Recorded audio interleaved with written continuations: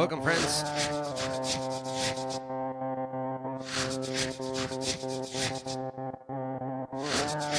Welcome to today's Reconsider It live stream. Best live stream you're gonna see all day.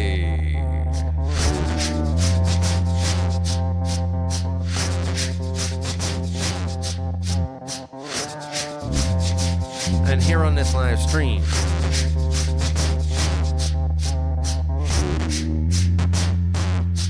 You are going to get a very nice hour of some highly detail-oriented and instructive beat making using these very exciting loopers. Oh, it's so wonderful.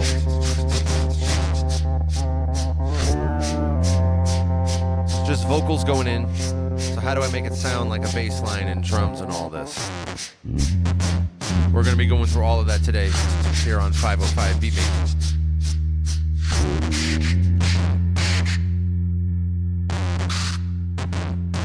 My regulars know what it is.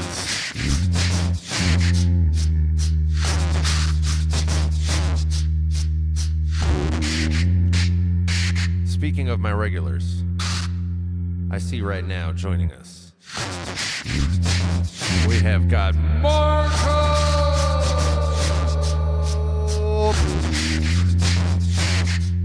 Nice.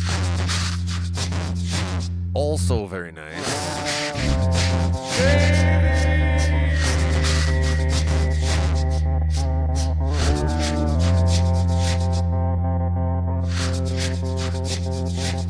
If you are in need of Hug Monster related services, Davy's in the place.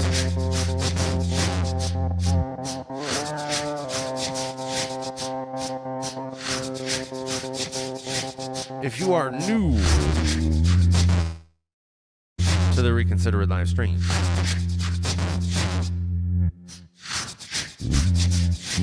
welcome!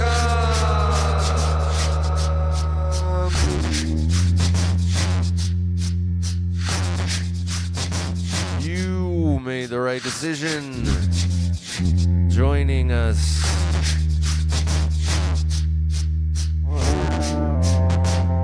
We want you here.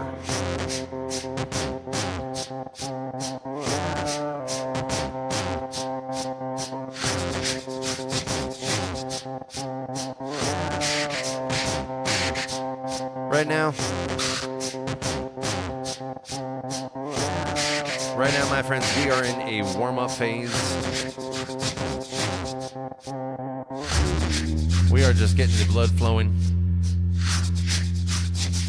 We are warming up. And here in this warm-up phase, I need to celebrate. I need to celebrate you.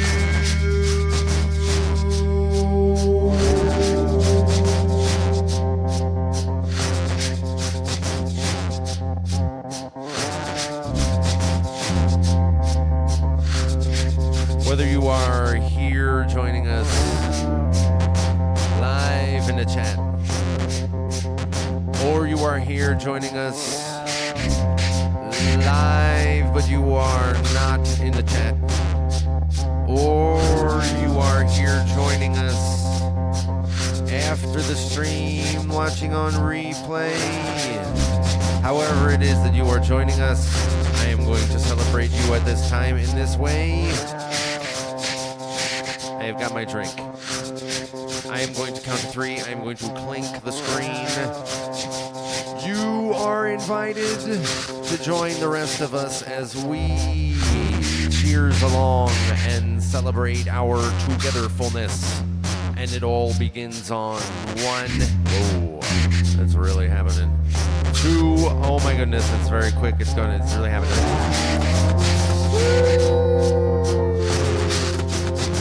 Clink. Cheers.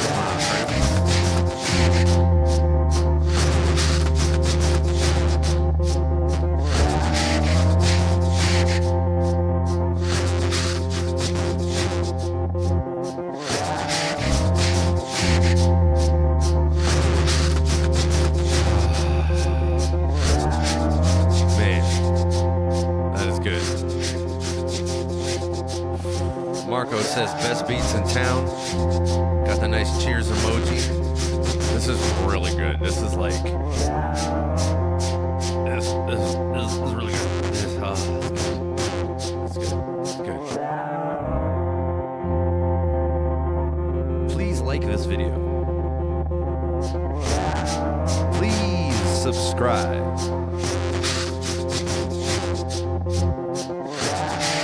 I could use some subs.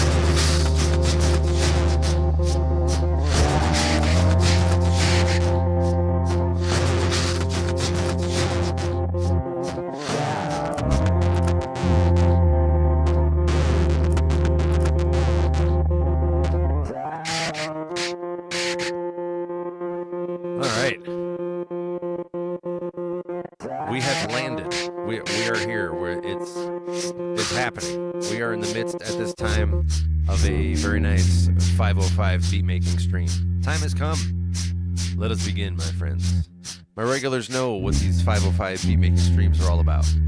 This is about revealing the magic, explaining how the magician did it. I'm going to be talking about the different loopers, the two loopers that I'm using here, and how I'm using them to make these sounds happen. Like that bass line is not me having some really deep voice. I'm using effects in the loopers. What am I doing? How is it? That's what we're going to talk about now. Starting with the percussion. So how do I do my percussion? Oh, by the way, before I begin, allow me to emphasize and remind you that the point of these streams is for me to address whatever questions or curiosities you have about the 505s. Or more specifically, actually, let me clarify that. The point of these streams is for me to respond to. There's probably quite a massive amount of things about the 505s that I don't know. But I will respond to, like, how are you doing that? You know, anything you have, any curiosities you have about, like, technically how I'm accomplishing something. So let me know if you're here live in the chat and you have such questions. Let me know in the comments if you're watching later. If you have some kind of follow-up, how did I do blah? Let me know. Okay. So starting with the percussion. This is the track I started with. How do I lay out my percussion? You see that I'm using the bottom looper here. This has all of my different drum, I don't know, elements. So this one is one of my kicks. I have another kick over here. They're different sort of moods. And so I can use them differently through the song. They're panned slightly left and right, as the physical layout would suggest. In the middle, I have this, like, clap snare thing. So that's that. That's panned center. And all the way to the left and right, physically. And also in the pan, I have these layers. Oh, by the way, my regulars know this already, but if you are new, this looper content is best consumed with some headphones, like some noise-canceling headphones like these. Because there is a fair amount of panning in it.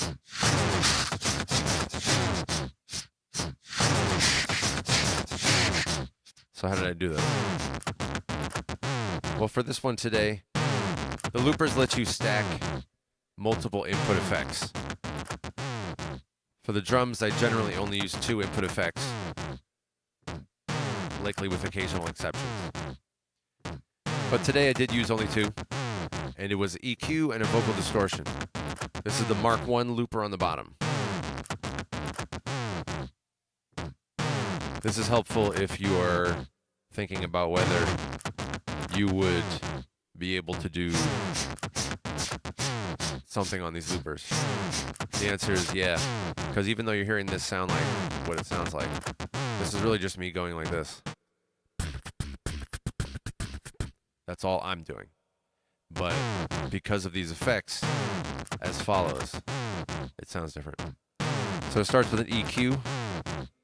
The EQ has a little bit of the low end up and a little bit of the high end down. So it's a little bit of like a boost, but, you know, muted a little to act as a kick drum. Then I pass it through the vocal distortion, which gives it the graininess that you hear. And now I have these two different layers, two different kick layers. One thing I haven't yet mentioned on any streams regarding how I'm doing it with these kick layers here. This one that's more sparse and a little more patient and gives room for other stuff, unlike this other kick, which is like, get out of my face, this is my house. They align very closely. This one here, the sparse one, is basically like emphases for this other one, the more constant kick. The more like metal double kick.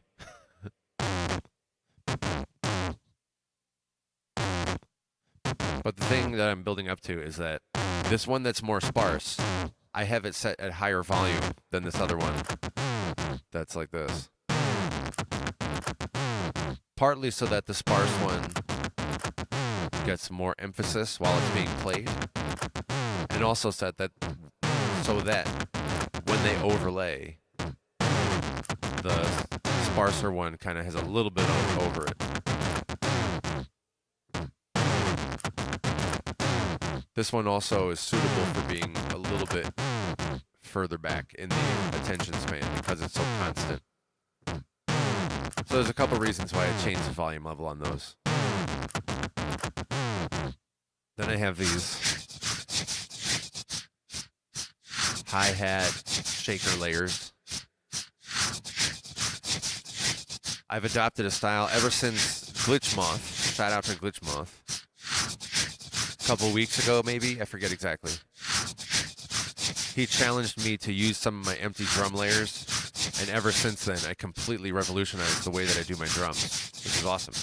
So shout out to Glitchmoth for catalyzing that. That was awesome. Anyway, so I have this, you know, pan to the right layer. This one generally I write I guess do in a way that complements the kick drums.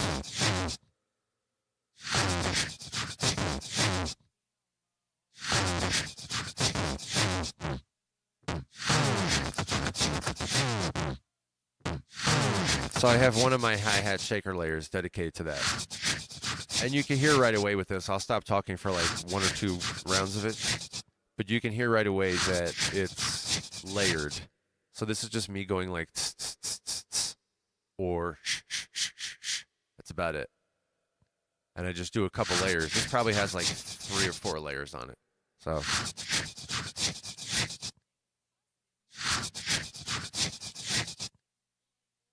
you just hit record and do it, and then you can keep layering over it. And that's this one channel here. But then I've adopted this, again, since, shout out to Glitchmoth, since Glitchmoth challenged me, I've adopted this new layer I haven't ever used before, but I think is a very good addition.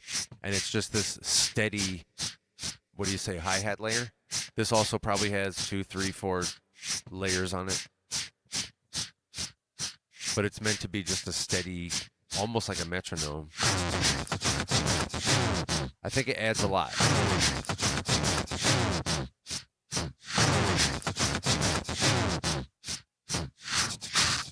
And then there's this final layer here.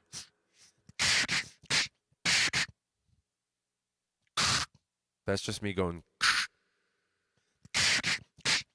And all the drums today are using the same input effects. So I mentioned how I built the kick out of the EQ and the vocal distortion. I just use the same thing for all of them. I adjust the input volume, but they're all same input effects. I had a reverb on them too, an output reverb. So that's one of the things that the loopers let you do. I've been talking about how they give you the ability to use input effects. I use this one and this one, which is really cool. But it also gives you, separately from the input effects, it gives you the ability to put output effects. The output effects generally apply to all of the loops, but you can disable or enable per loop. So it's really just all of the loops that have it enabled.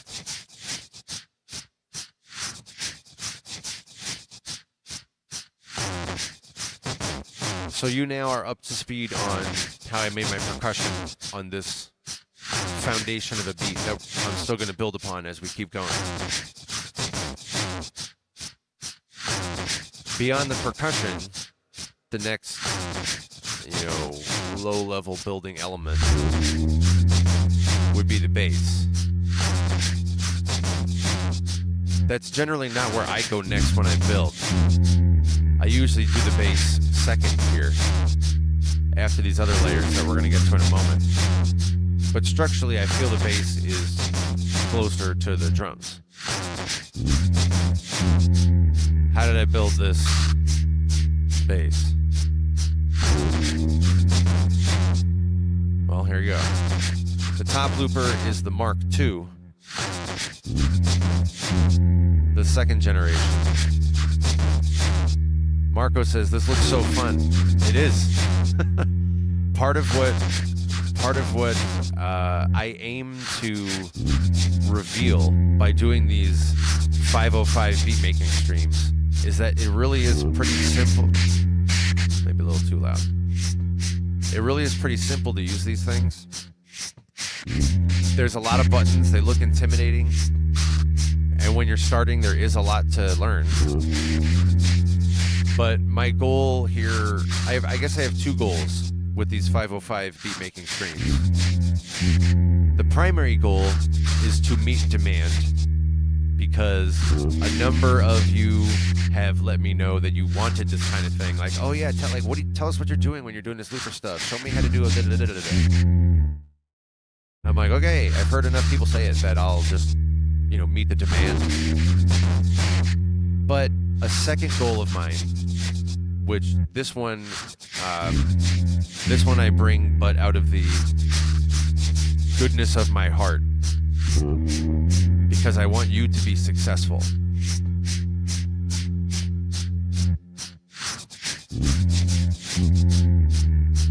My other goal is to show you that this is very doable.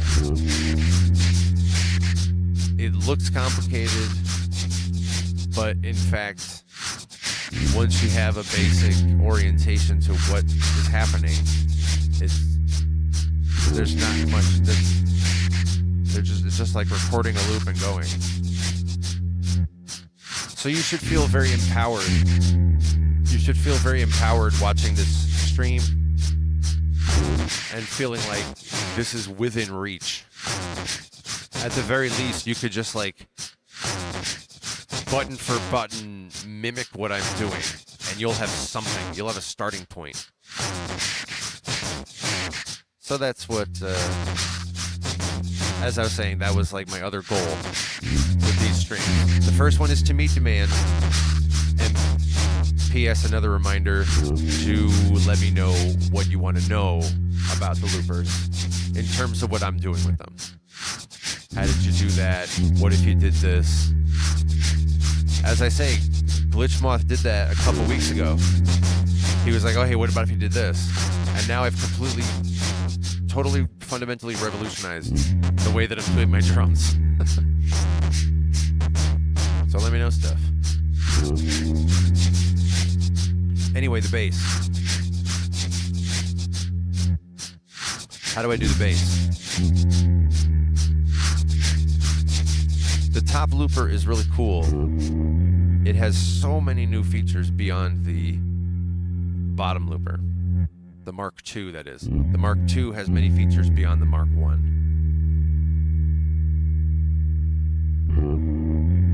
And so here in the Mark II on the top, I can tune the loop, the loop.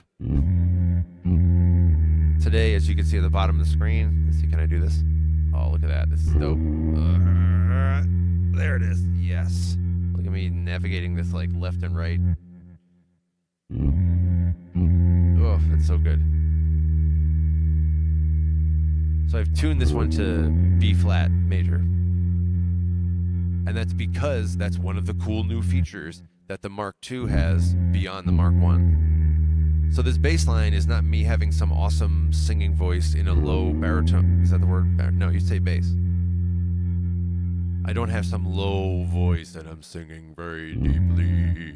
That's not what's happening here. This is just me being like, do. But this thing snaps it to the B flat major in this case, which is dope. So again, you should feel very confident entertaining whether you could use one of these and do something like what I'm doing where it's just the vocals going in. Do I need to also get a synthesizer? I have a synth, but it's not connected to the loopers at all. Loopers are always just vocals. Anyway, the bass. How do I do the bass? Or how did I do this bass? In this case, I use all four. I generally use all four input effects. The one that's pink, which may be a little difficult. Can I help like this? I don't know how to make that easier to see. I don't know if the color is sharp enough there. But generally, one of them will be, I mean, not necessarily, no, none of them are. But generally, one of them will be pink, the others are red, in the basic way I use it. There's so many things I don't know about the 505s that you could do with this. Including changing the color and having the color mean different things. It's wild. It's wild. This thing is so programmable. I use only a small fraction of what you can do with it. But I generally use all four input effects, and here's what I did today for this bass. I started with the guitar to bass. That's the one that drops the octaves and makes it sound like a bass. The guitar to bass effect. It's very straightforward. There's nothing for you to really configure in it. P.S. There's a couple of small things that you're not going to change. You're just going to turn it on. The guitar to bass. That's what drops it. And it's just me going, ooh. I pass that guitar to bass into an electric. The electric is the tuner. That's what makes it be a B flat today. Guitar to bass, electric, then a sustainer, which is a compressor, I understand. A compressor, I think of a loudness control. Guitar to bass, passed into electric, passed into sustainer, and then passed into a tape echo, which is a guitar, slight echo. It's very minimal. I only put a little bit on it. You can hear it there at the end. That's the only spot where the bass cuts out, so I'll also be quiet as it comes around this time. And you can hear the echo.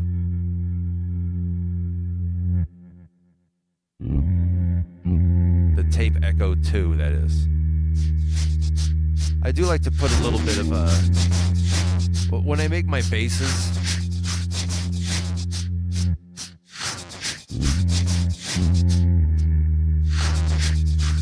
bass instruments, the top looper lets you save what I call a palette, just like a configuration of sounds and stuff. A palette that lets you have 4 instruments, which is really good. Hooray, that's a lot.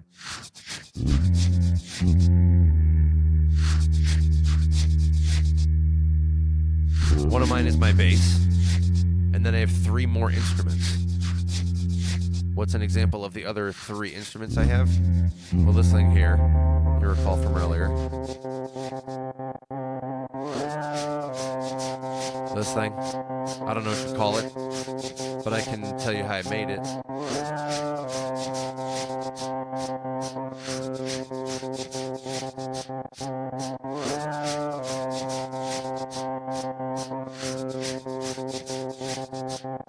I think.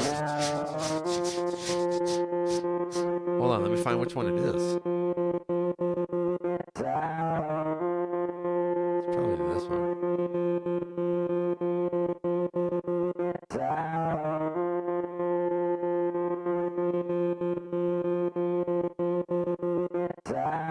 Hold on. I have a couple of instruments here that look like they could be similar to this. I have to test them real quick and see which one is the one I used for this. Hold on.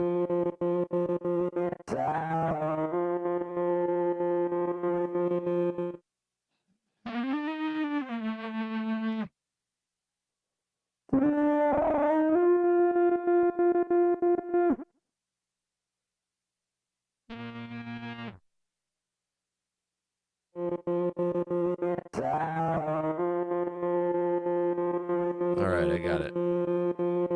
And you also just got a preview of the other instruments that I'll be using on this stream.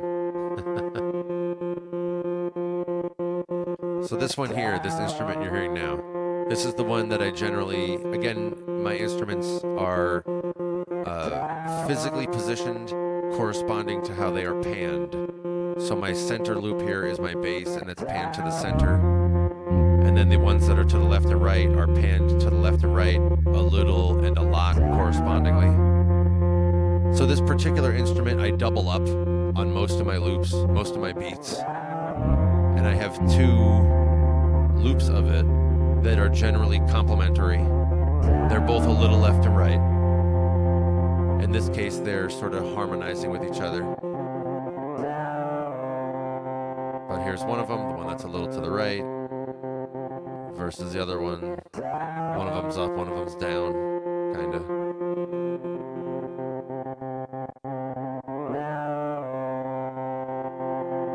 So how did I make this one?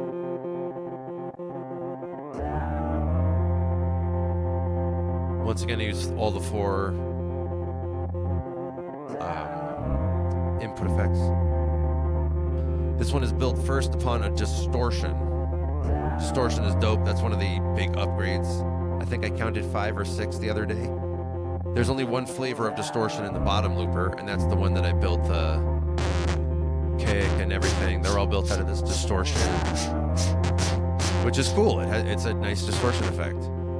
But in the Mark II looper, it gives you 6, I think I counted, different flavors of distortion. This one is the overdrive distortion, which is pretty pronounced. If you listen to just one of them, let's say, you can hear the like distorted screechingness in it. That's the overdrive flavor of distortion. That's one of the harshest. Some of the distortions are softer. This one's a little harsher, a little more grindy as an overdrive. You can hear it in this one also. And when they have this, you know, harmonic between them, it's pretty dope.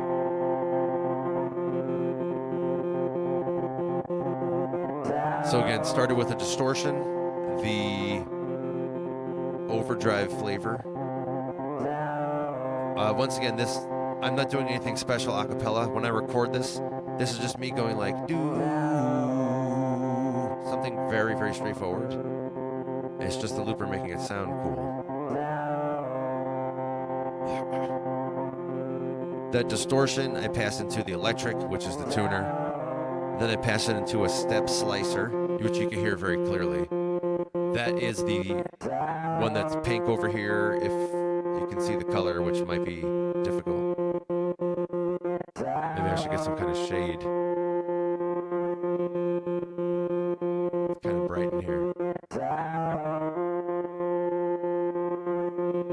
But you can hear the step slicer, and that's the pink one, meaning that's what I control when I'm using this. So I'm dynamically controlling it, and you can hear how I'm dialing it up. The slicer. It starts off more solid. So that's always cool. You have dynamic control over one of the input effects. Not, I mean, you only have one dial, so. And then all of that gets passed into a reverse delay, which you can hear a little bit of if you listen carefully between the steps. there's a little bit of a delay.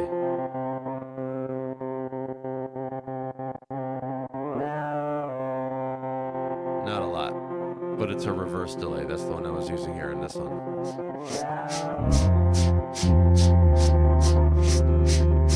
I also had the output effect up here in the upper looper. You can see, I think this one's a little clearer for you to see. You can see that these orange buttons,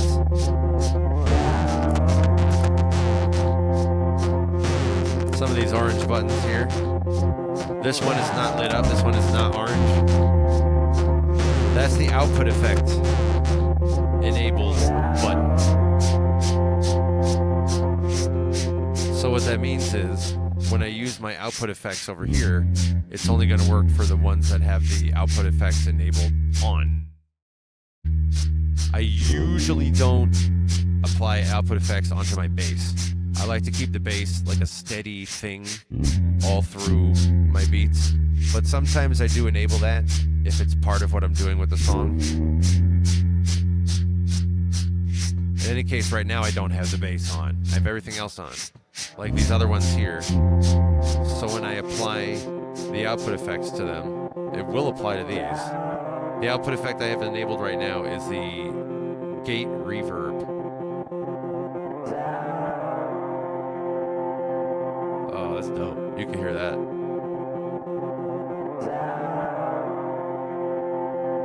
Oh man, that is really nice.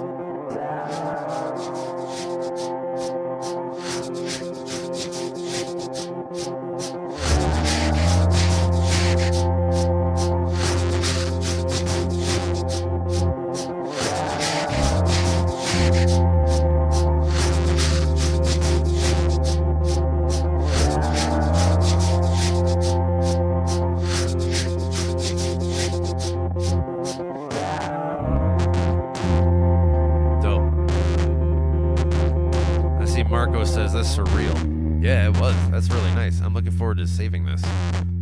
In fact, hold on. I'm going to do this real quick. I'm going to save this. I don't want to accidentally lose this one. There was one stream a couple months ago. I'm not sure exactly when. Maybe May. I don't remember exactly. But there was a stream where I accidentally lost half the beat. I saved the top looper, but I evidently didn't save the bottom looper. So I spun back to it one day. I'm like, oh yeah, let's listen. No beat. So I was very sad. I threw out the top. It only happened once.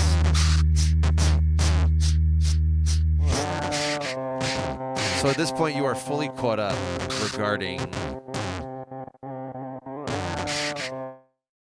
how I made this top looper, or everything actually. Let me just, everything. Here's like everything on it.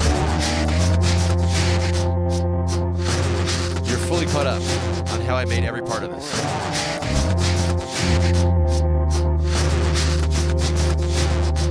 And now,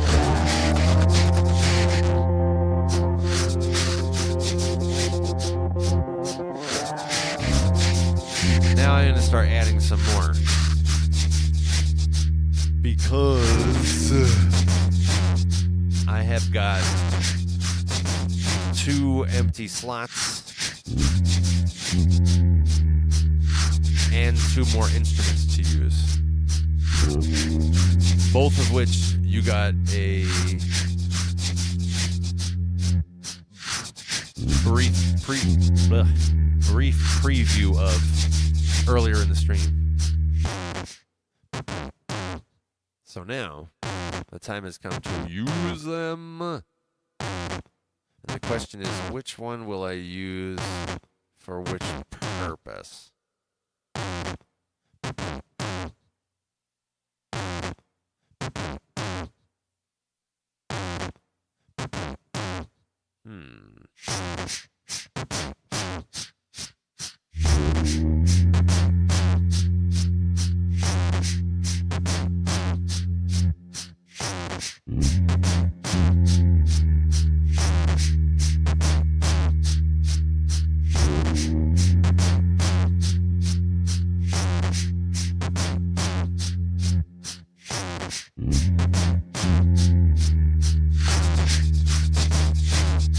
think I know what I'm going to do. So this next instrument, which you did, or you might have heard briefly earlier, this one that I'm going to use right now, which I've not made a loop out of yet. Here's how this one is constructed. This one also is built out of a distortion, but a different type of distortion. This one is the vocal distortion, which is a little bit more of like amplifying it rather than applying this overdrive effect. This is the one earlier. This is the one that had the overdrive type of distortion. This next distortion that I'm going to use is a vocal distortion, which is more like you are, amplifying it to the point that you're going to blow out your speakers. You'll see if you can hear the difference. After that, that gets passed into an auto harmonizer, which I have set to a unison. So it'll just like duplicate, it'll double my input.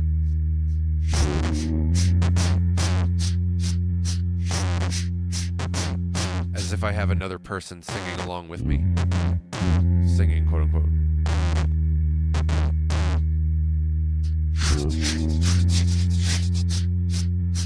This can also be set to an octave higher, octave lower. I think it goes up to 2 octave higher or lower. Yeah. Oh, wait, hold on. No, it doesn't. Okay. So I have it set to unison, which is normally what I do. You can put it to high, higher, and then an octave higher. That's what it is. And the corresponding low, lower, octave lower. I usually just put it to a unison. That distortion auto harmonizer then will be passed into a tremolo, and then all of that tuned with the electric. So let's check that out. I'm going to go off the speaking.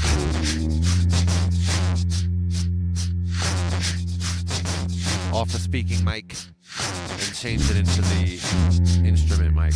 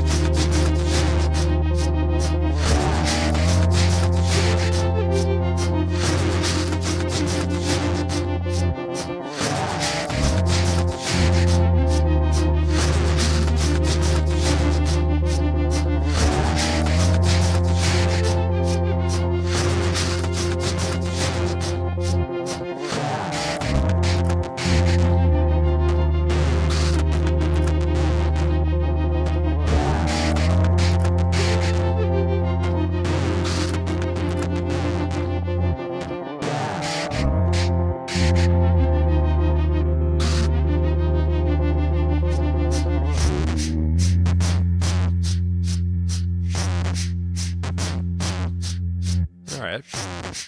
I'm pretty happy with that. I actually wound up using it for a different purpose than I was originally intending. But it came out nice. It came out nice as a complimentary layer here. I'm going to put it back on now. And we can listen to it. I'm going to describe it again.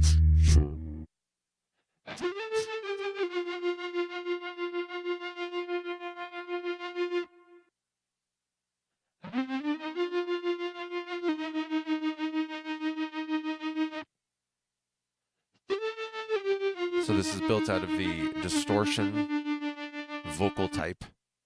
Can you hear how it's a little clearer, but like pushed to the limit as compared to this one, which has more of an overdriven quality, different types of distortion.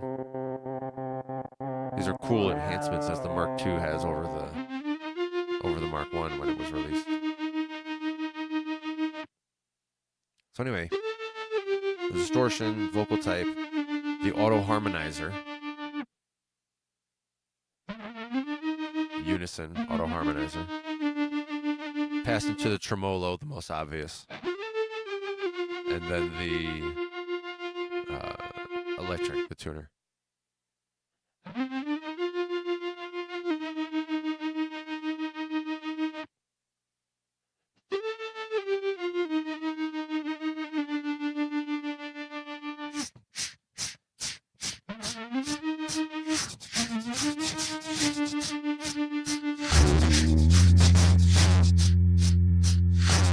Pretty nice.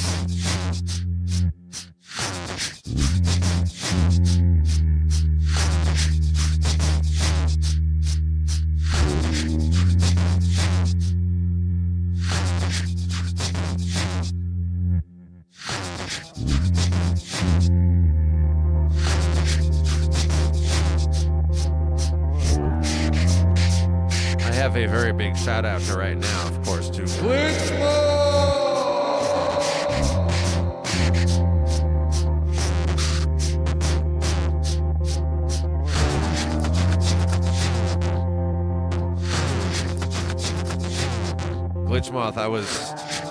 I was just shouting you out again earlier because of how I've completely changed how I do my drums after you challenged me a couple weeks ago.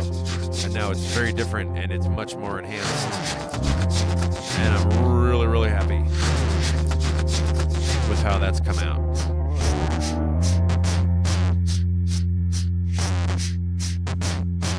So yeah, I just earlier that came up when I was talking about the drums. FYI, thanks again.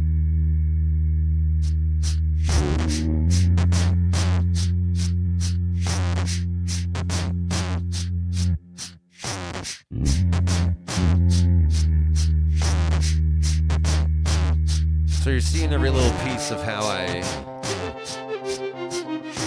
think I still need to do a little bit more on the mixing end here.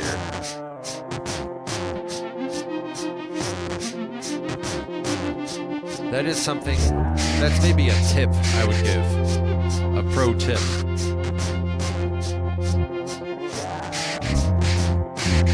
Is to watch the mixing. I still have to be very careful with that, like all the time. And by mixing, I just mean volume levels. Although you can take that further. What the loopers don't give you, but I would love if they did, is for you to be able to EQ each individual layer. That would be great. They let you do a volume level on each individual layer.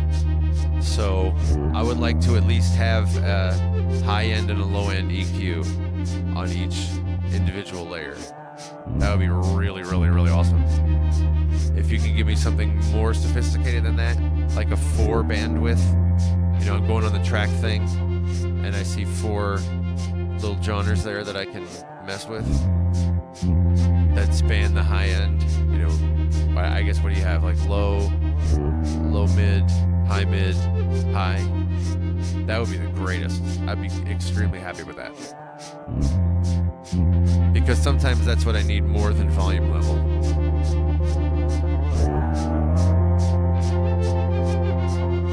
All of that was intended for the boss people who are watching this. The boss engineers who are carefully heeding my requests.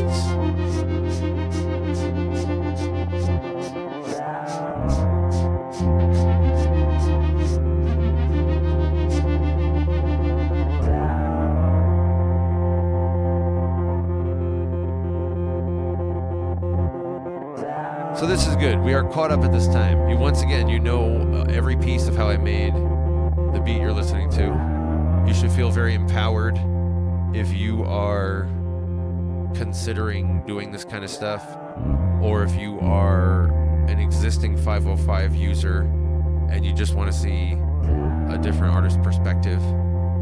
It's always awesome when I get to see other 505 users do tutorials. Maybe I should use that word in my titles, because that is what these are meant to be. In any case, other 505 artists, they always do things in such unique, interesting ways. And I always pick up a couple, I'm like, oh, I never thought to do that. Oh, wow, that's interesting. And then, oh, I didn't know you could do that. I should watch some more now that I'm saying that. And yeah, maybe I'll go watch some more and like start incorporating them over the next few weeks. Watch some more tutorials and pick up some new techniques. Start incorporating them right away. That'd be pretty dope. In any case, we still have one more instrument to use and one more slot to put it in.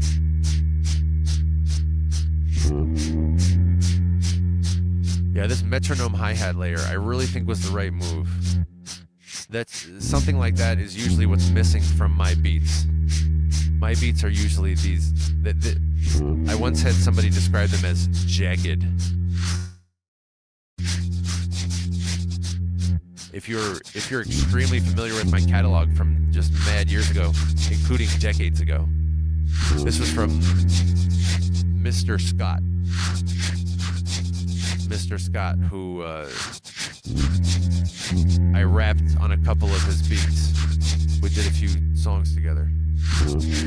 His stuff was always really dope. And he described my beats as jagged. Jagged. And I think he's right about that. This rhythm here.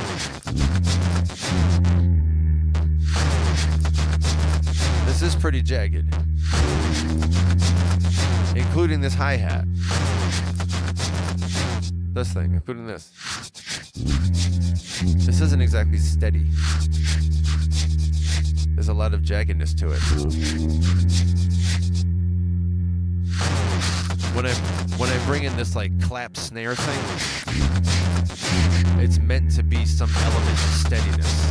Simple steadiness coming through. This layer. This drum layer, that's meant to be some kind of steadiness to it. But it's a sparse steadiness. So, for me to bring this in, it's really something that my beats ordinarily don't have. But I think it makes them a lot more listenable.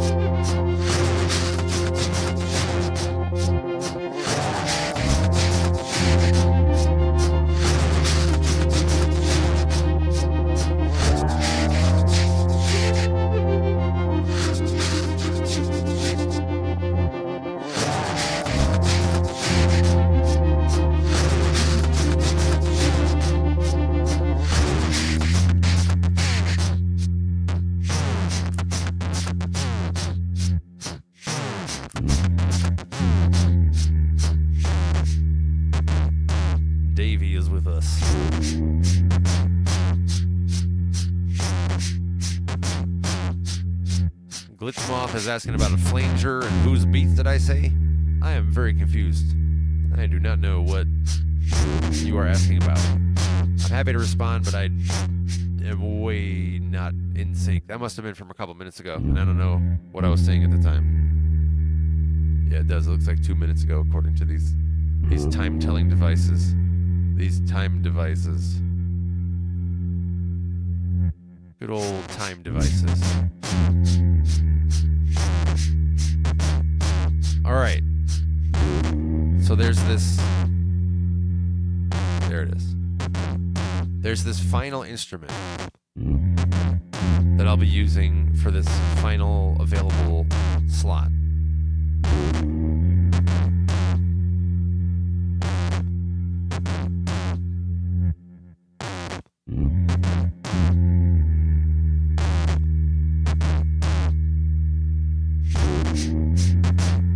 And here's what this one's made of.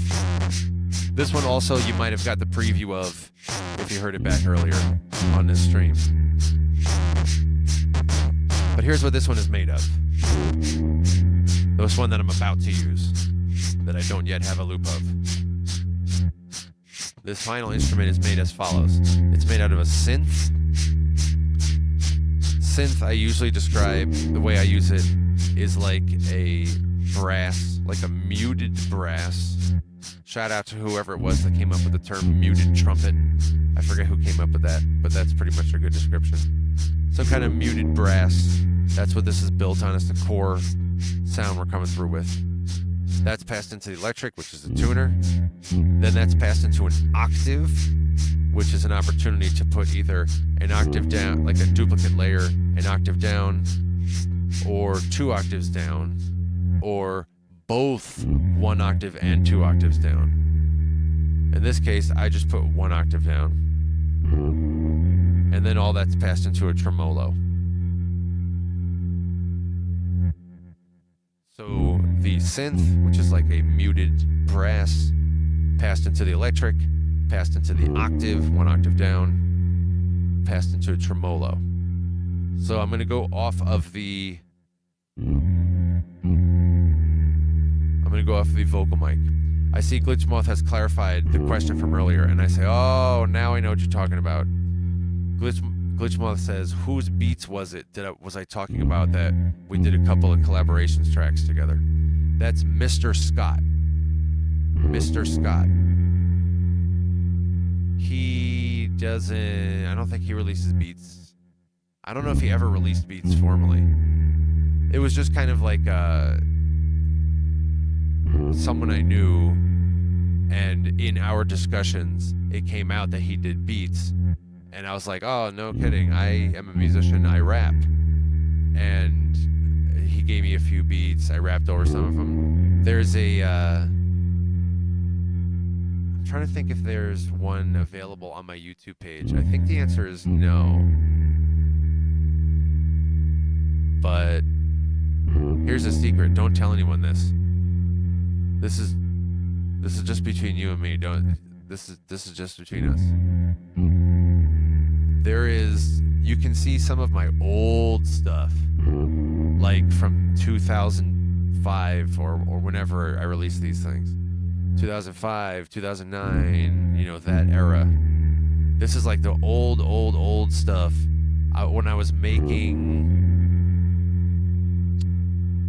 Reason 1, Reason 3 I was using. And I was making these, really intense, not, how do I describe them? I had not, at that point, I didn't even know what music a key was. I didn't know what like C major and D major and, A flat major. Like I didn't have any idea what these things were. And so I was just like making these really intense songs by ear and doing weird time signatures and stuff in Reason and putting poetry over them. So this is like pre-rap. My lyrics before it became rap. It's just like free-form poetry over these like really intense things. If you want to hear some of that from back in 2005, 2009 and all this, then you can go to this place I'm going to tell you right now, this website. And also, by the way, I'm sharing this because I know for sure there's at least 1 or 2 songs that I did with Mr. Scott. That's why I'm bringing all this up, because of Mr. Scott. And anyway, the site that I'm talking about is as follows. It's archive.org. If you go to archive.org and you just search for my name, you're going to get like probably like 20, 25, maybe 30 songs of mine. They do represent the better end of what I was making at that time. Let's say like before 2010. That's when most of these came from. Roughly. Maybe more technically before like 2012 or 2013. As of 2012 or 2013 is when I shifted into Conscious Object, which is my rap duo, or my fusion hip hop duo. I was the rapper and my producer. That was Conscious Object. But before that was 2012. Before that is when I did all these like random intense things by myself and other these one-off collaborations. There's a bunch of other collaborations on that website as well. If you go to archive.org and search for my name. Now here's the reason that I don't advertise this much. The mixing and the recording quality on these things is bad. It is not good. The mixing is not good, and the recording quality is also not good. There certainly is not any kind of compression or anything like that on any. I didn't have any idea what I was doing with all that in those days. In those days, I was very concentrated on my songwriting, my lyrics, and I wasn't thinking about other things. So again, if you want to hear my old stuff, including old random one-off collaborations, including examples of this guy, Mr. Scott, you would find that on archive.org, and just go there and search for my name. You get 20, 25, maybe 30 songs.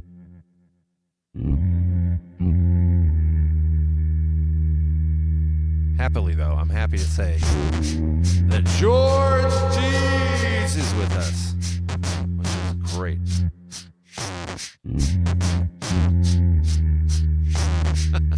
Marco says I'm already there and listening. That's good.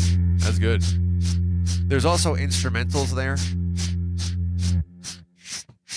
I would caution you from listening on headphones loud. The mixing is bad. But if you want to listen on, some speakers, don't play them too loud on those speakers either. Some of them are really good in terms of the songwriting and the lyric content. Some of them you're really gonna like. The mixing is what's not good. Maybe I should go dig them up. I wonder if I still have the old stems, and maybe I could just remix them, and they would actually be good and worth listening to now. That'd be interesting. And old, like here's my 20-year-old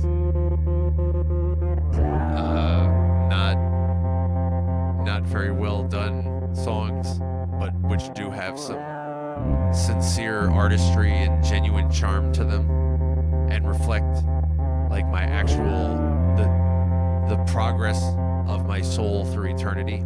That's what I once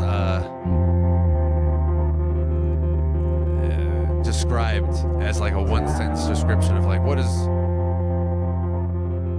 is my main focus in life. It's like you have a job. Okay, that's good. But that's in service of something. Like what is the main focus of your life? And I once described that as the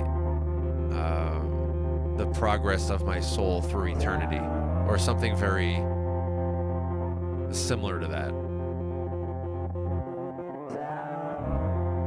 That's something I might expound upon in a Tinkering in a Studio stream. This sense that I have of how like everything is just a coincidental, temporary element relative to this specific incarnation, but I have this, greater, more encompassing experience to all of that, or more fundamental, perhaps, more central.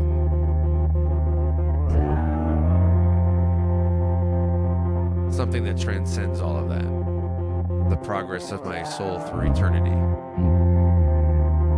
But that's not like catchy at a party.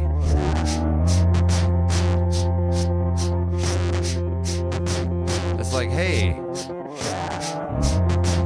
my name's so-and-so. I'm interested in the progress of my soul through eternity. And other people are like, let's talk about the football game. How about this,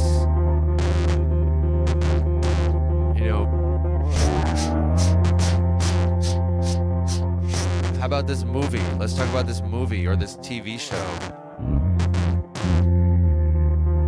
How about this pop song? And I'm like, yes, that does fit into the context of the evolution of my soul through eternity. Yeah, that's right. And they're like, yo, want to get a beer? I'm like,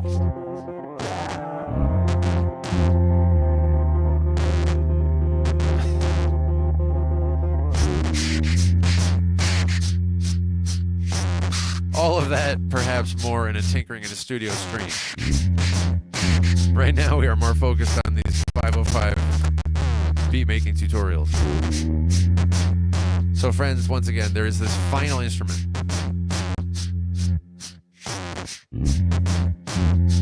And we also now have Tracker Tech into place.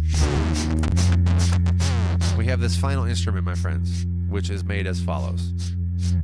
This one is made out of the synth, as I was saying, the muted brass passed into the electric, which is the tuner, the octave, which was 1 octave down, all passed into a tremolo. So I'm going to go off the speaking mic at this time.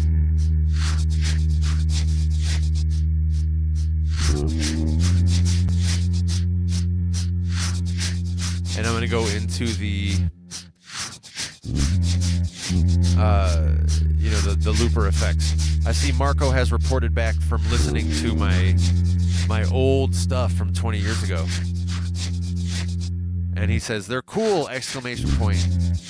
They're sincere, like I had said. Yeah, they're like, that was me as a youngin', not that young.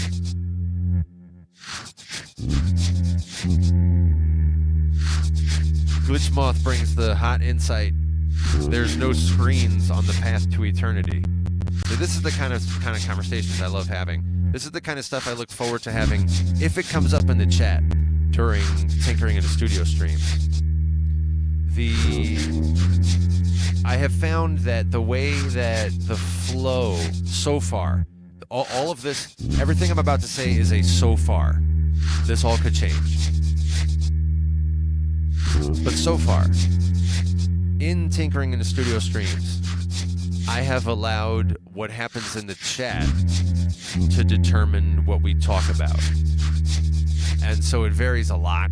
There's a lot of variation in terms of, let's talk about, garlic versus let's talk about the evolution of my soul through eternity.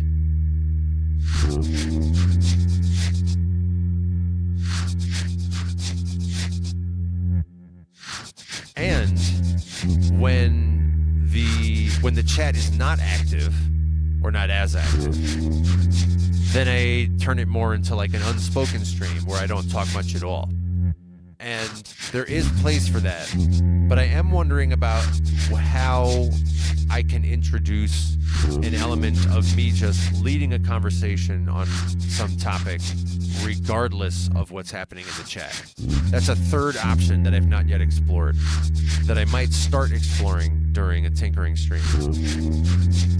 So question mark, that's just being evaluated right now in my mind. That may or may not happen. We'll see. But I am interested in that because there are topics I would like to talk about. Such as this evolution through eternity type thing. that is a one topic. I mean, that's kind of the only topic worth talking about. But other things too that are a little closer to Earth.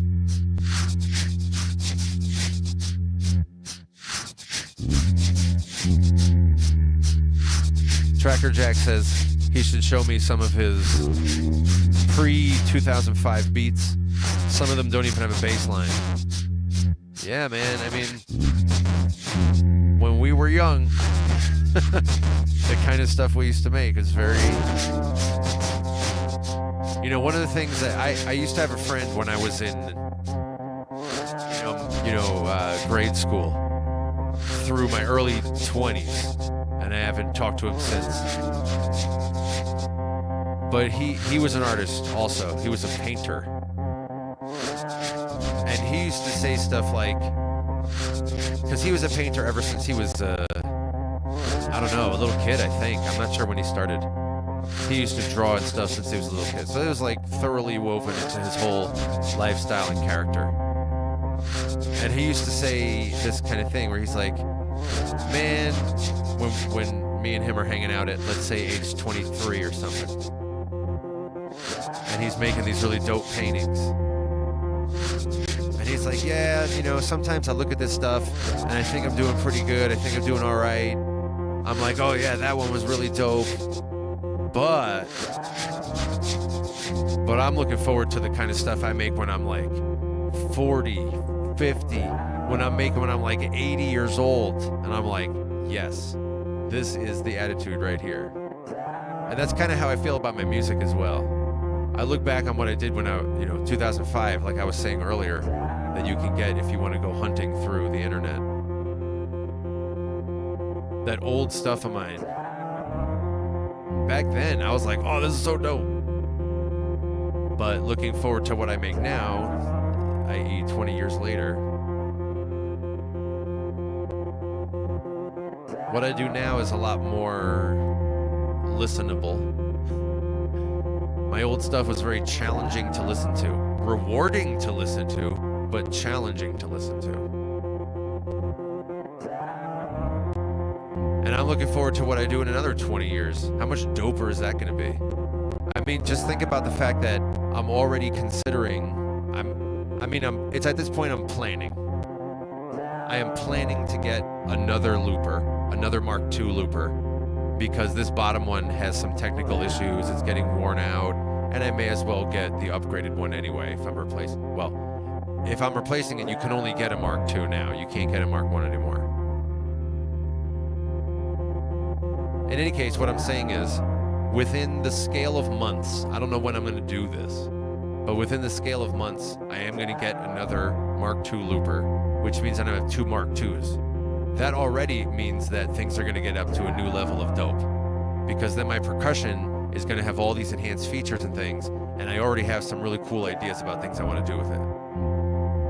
But further consider that even though I'm going to have two Mark IIs, I'm still going to have this Mark I. I'm still going to have this Mark I here. So I do have the ability to have three loopers. And just think about what I can do when it's 20 years from now. It's like, oh yeah, this really dope beat. Yeah, this one came out great. Okay, nice. 20 years from now, though, man. I'm also looking forward to how well I'll be freestyle rapping at that point. My regulars know that I'm slowly introducing a little bit of freestyle raps into my streams.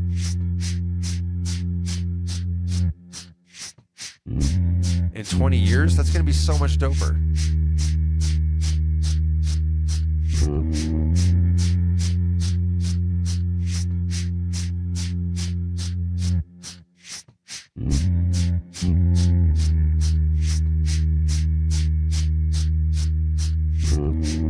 Marco says, man, I gotta get caught up on the chat. I'm 5 minutes behind the chat right now. Marco says that I should give the chat permission to discuss. That he feels bad, Marco says, that he feels bad writing much when I'm performing. Okay, that's good. See, that's the good feedback for me to hear.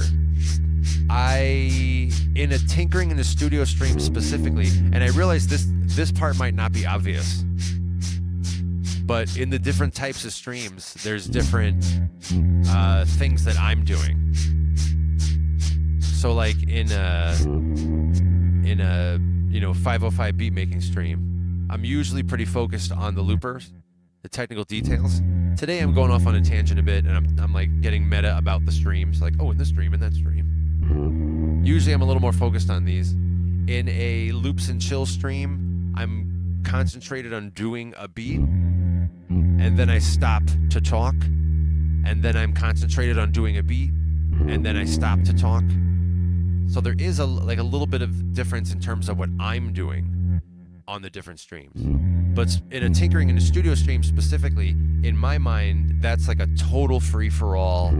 Absolutely no direction, no plans, nothing. Just hang out for an hour, and if there's a lot of activity, if there's a lot of inspiration, sometimes I go on, on the synthesizer, I'm doing like this, 15-minute solo.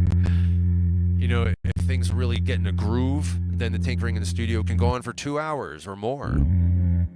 So in my mind, I think, yeah, of course you're going to put stuff in the chat if you're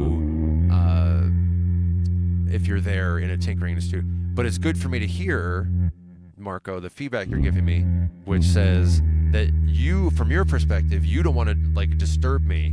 You don't want to write much when I'm performing. I hereby give you permission permanently to put stuff in the chat when you have something to put in the chat.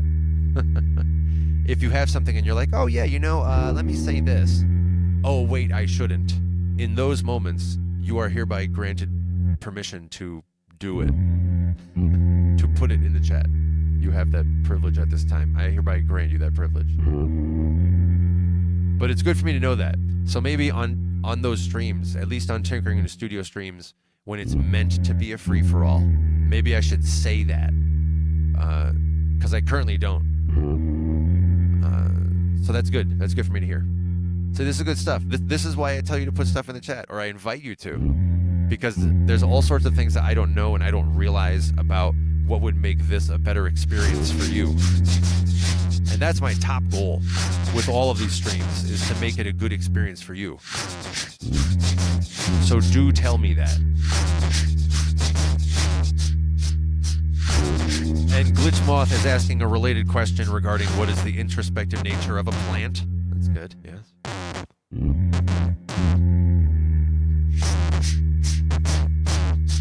Glitchmoth says that I should consider using my third looper for the synth.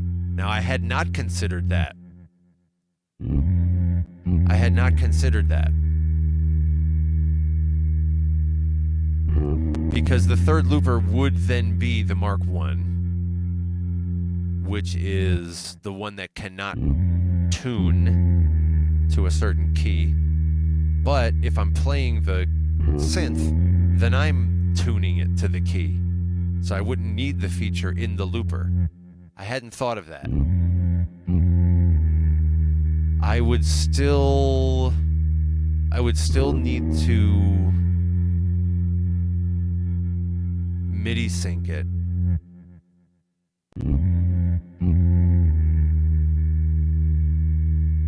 Okay. I am now imagining how this might be possible. I think I'm going to need a different setup. I'm going to need a very different setup for my whole studio here, including the streaming angles and everything. I need a different setup. I made this one, I don't know how many months ago. It's been working well. But, it too has limitations. So I have to overcome those limitations. So I'm thinking, that's now a back burner thing that I'm thinking about.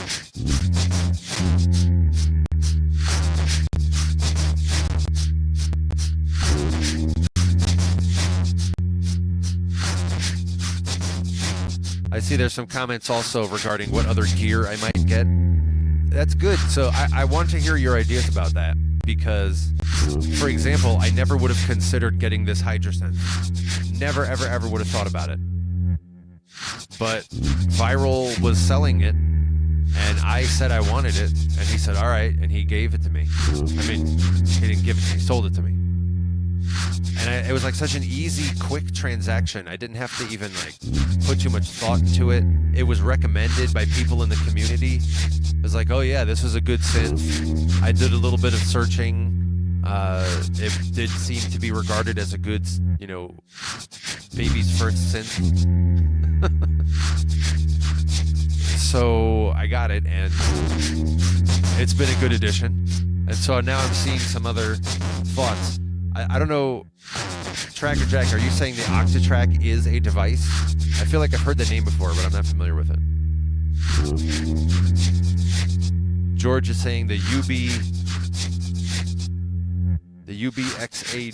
I have no idea what that is. What's the UBXAD?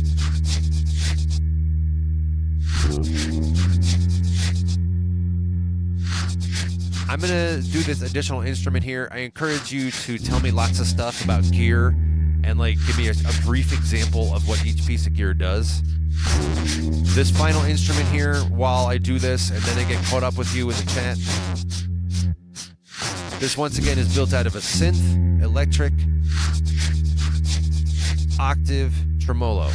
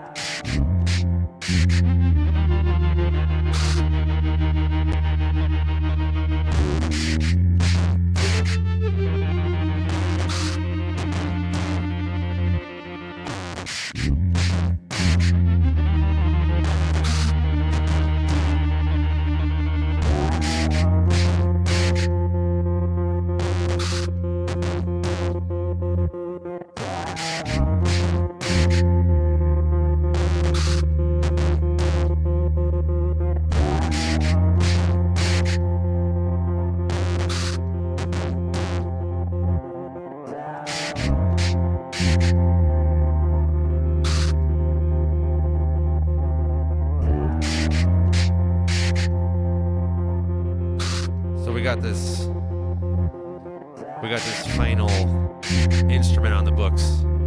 I'm going to play that one right now. I'm going to stop talking. Here. This.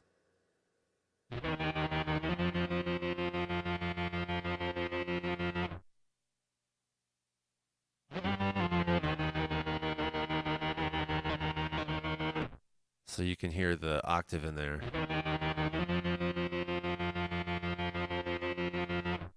Synth, electric, octave, one octave down, and then tremolo.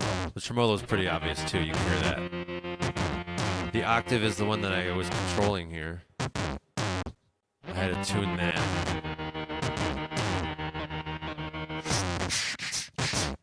Some of the effects in the Mark II are indeed like that. Like you have to like really finely tune them for what else is going on in the song. Others not as much.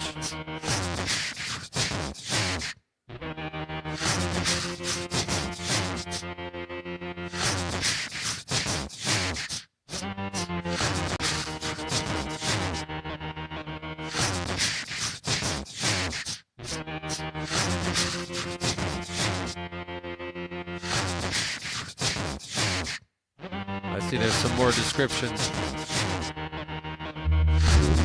in the chat regarding possible devices. That's another thing. You know, I was just talking earlier about how, what am I going to do musically in 20 years? What gear am I going to be using in 20 years?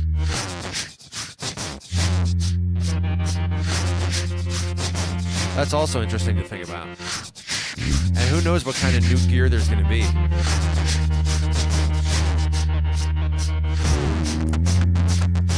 Surely there's going to be AI woven into everything. What kind of AI loopers am I going to use?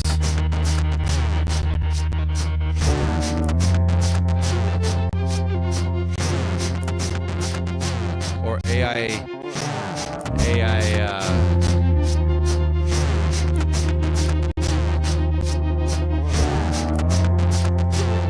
like choosing what my sound textures are. Dynamically making something that'll fit nicely with other things.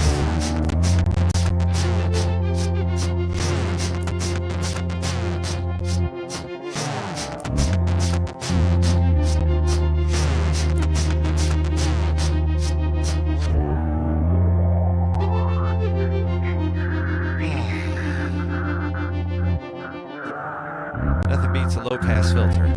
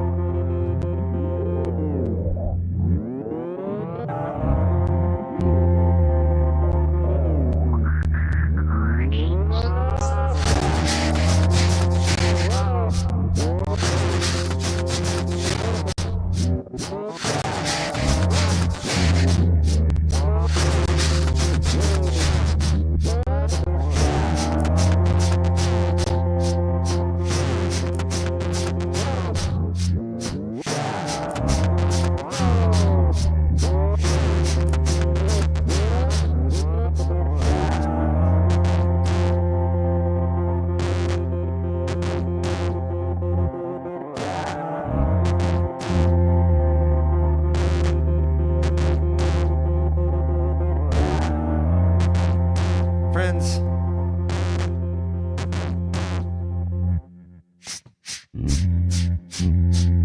I have had a really good time with you today.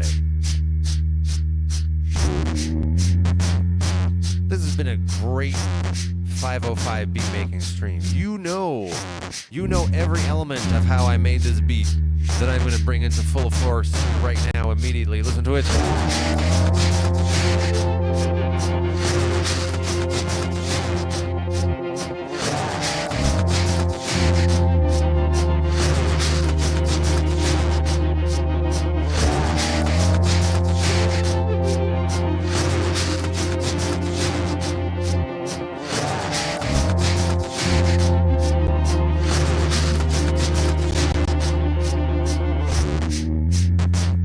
You know all about how I made every piece of that.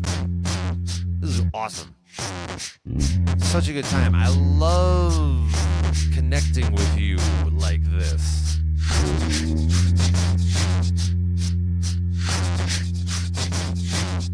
Friends, at this time I'm going to do the very, very speedily induced closing cheers moment. You are invited to join the rest of us as we cheers along and celebrate our togetherfulness right now, right here, and it begins on 1. That's good. It's already starting. 2. Oh my goodness, it's going to build up real fast. 3. Clink. Cheers, my friend.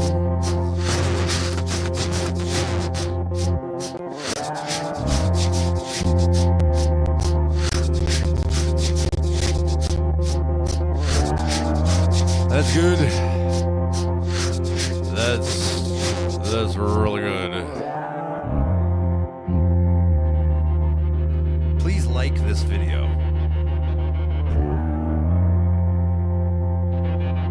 Please subscribe.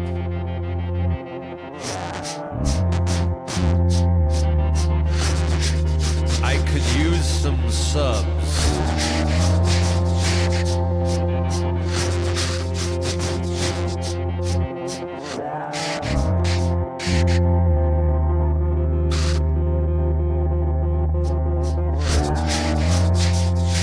Thank you for being here today. It's so much better with you here. I hope to see you in the next live stream.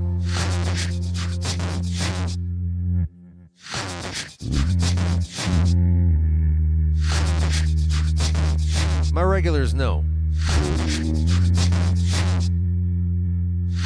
that we have many flavors of live streams here on Reconsider It's Music Sketchpad. Today, in this stream, we had in the upper right 505 Beatmaking, primarily focused on a tutorial type of thing. How do I use the loopers? Plus some other conversations as they come up. Join us for 505 Beatmaking. In the lower right is Tinkering in the Studio. That's what I was talking about earlier. That's the no holds barred. Anything wherever it goes for however long it goes. Bring in the synthesizer. You have permission to entertain yourselves in the chat and participate and say things in the chat. Join us for Tinkering in the Studio. In the lower left, Unspoken, we got the loopers and the synth, but no talking. Perfect for your instrumental needs. Join us for Unspoken. In the upper left, we have Loops and Chill. This is the one that looks like a well put together rehearsed performance, but it's really just me freestyling everything. Join us for Loops and Chill.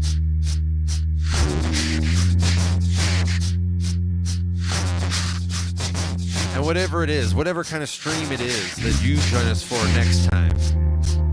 Until then, please have a very good rest of your day today. Please let the rest of your day today bring you all manner of success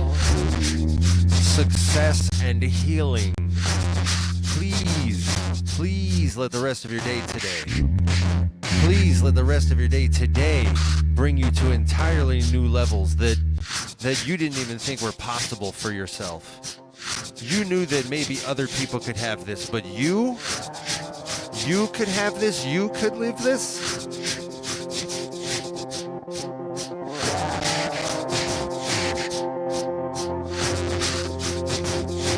You could live this. You could have this. Please allow the rest of your day today to bring you this success. Please be receptive and allow it to come to you today.